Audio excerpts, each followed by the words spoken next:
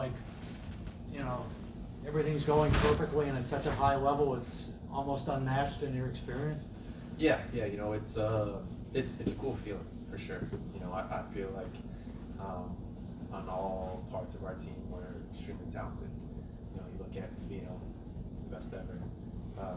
Defense is unreal. A lot of guys that probably don't get recognized enough.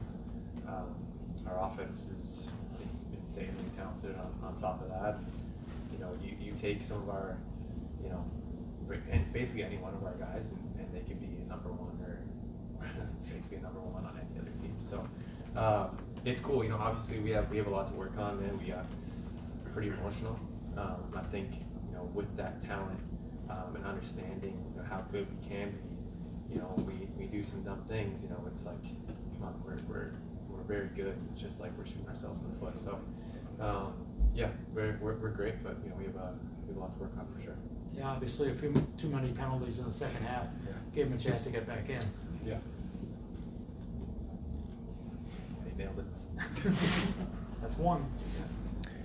Josh, what did Albany, besides the penalties obviously, but what did they do differently to start that second half against you guys to get back into this game? Capitalized on power plays, really. I mean, listen, it's at the end of the day, we focus on ourselves, and we're gonna go back and watch film and get a greater understanding of what really happened. But from my point of view, it was strictly that we were just taking penalties, and maybe our offense wasn't getting off in time, and they're maybe not calling certain holds, and our offense is getting frustrated, and we're yelling at the refs, and from there it's a kind of like a snowball effect where our entire team just gets frustrated, and we're up by 7. It's like, maybe let's take a deep breath. And it's me too. Like I snapping on the refs. I'm like, why? There's no reason for it, right? So, I think we need to do a better job of controlling our emotions. It's that simple. How important was it to win all 4 games on this 4-game home stand? Yeah, in my eyes, not that important. I think it's important to win the next game, and that's simple. We've had a lot of home games, and it's awesome to play in front of Buffalo, but we're about to go on a 10-week streak here where we have 2 back-to-backs, and we're going to be going all over the country. So we need to make sure that we bat down hatches and make sure we're ready to fucking go. Have you gotten almost used to the weeks off at this point, where it's like, almost 2 in a row is almost odd the way this first 6 weeks are going, and will that change your routine once we get past last week and it's 12 games in 10 weeks? No, it's frustrating, right? I don't understand why. There's no reason for us to have that many buys and finish off the season with 10 weeks in a row with 2 back-to-backs. Like it's not safe for players. But it is what it is, and I get it. At the end of the day, a lot of it's arena availability, and you have to also schedule around other teams. And last year we went 10 weeks in a row into playoffs, and it was just normal games. One game a week, and that was tough. Right now we're going to throw 2 back-to-backs in there, so we're going to rely on our depth a lot, and make sure that we're doing extra and staying healthy and trying to recover as best we can. When you play a team like Albany, you have to game plan for like a goalie like Doug Jameson because he's so big and fills net. Did you guys adjust at all when they put Kidd in? Did you adjust your shooting at all at that point? So that's probably one of the hardest parts of the game, right? Is you put a backup in who I don't even know who the backup was, and Kidd played great. He played really well. You gotta learn as you're shooting what he's doing, what his tendencies are, and that's tough. Kidd is moving a stick. He was hammering 5-hole, and he was not moving a stick, right? So it's definitely tough, and you go all week planning for Dougie and shooting shots that you try to shoot for Dougie, and then all of a sudden a new kid comes in that you've never seen before, and it's like, okay, well, try different things, and all of a sudden it's like, okay, well, now he's making saves, and it is what it is. It's definitely something you gotta adjust to for sure. How do you think Farrell will do as the local folk hero now? Hey, if he would have scored that penalty shot, I think he'd be doing it. But no, he's an awesome guy. I think you see how much we rally around him and his energy. So we're glad to have him.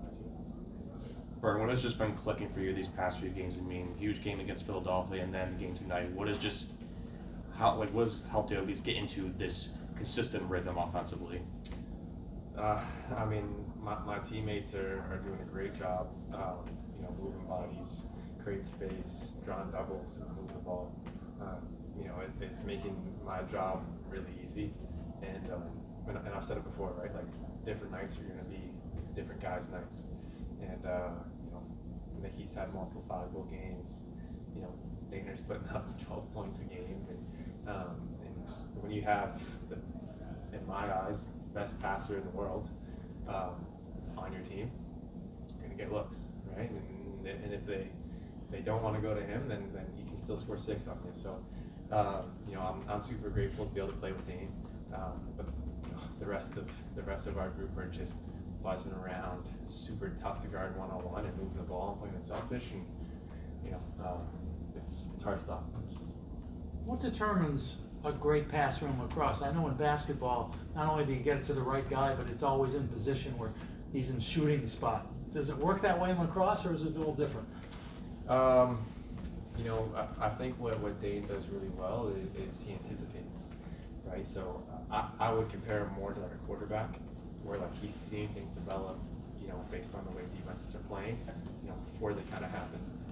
So a lot of times he's one step ahead and is seeing, you know, hey, they're going to jump out and maybe try to take away and cut through the middle, and he sees me on the backside. He knows at the end of the day. Because of the CPR training that Brian received, He's got the low. and didn't die in the trial that day. But no, I really do think that I honestly think that it comes down to, you know, him being extremely unselfish, and a lot of these passes that he's making, he can shoot the ball easily. He can shoot the ball, but he also understands that, you know, for our offense to go, he needs to make those plays, right? And, when the Hoga and Fraze and Bucky are banging hard for him, cut through the middle and stuff like that, like, yeah, he can shoot it, but he's like, no, I'm gonna, you know, let these guys eat. And, he also is super accurate with where he puts the ball. You know, I think that's something that's very underrated about passers, and it's something that I didn't really focus on, you know, until the last couple of years, and just from watching him. Everything he does in practice, when we're shooting, like, he focuses on getting that ball right on your ear, or right where, you know, you're putting your stick, and not a lot of guys can do that. Hey Josh, non-lacrosse question, but gotta put you on the spot here. Super Bowl 59, Eagles or Chiefs? Buffalo's gonna hate me, but Chiefs. It is what it is, man. Just good karma. Will Shipley of the Eagles is a huge lacrosse fan too, the third string running back. Yeah. Sorry about that. All right, thanks, guys.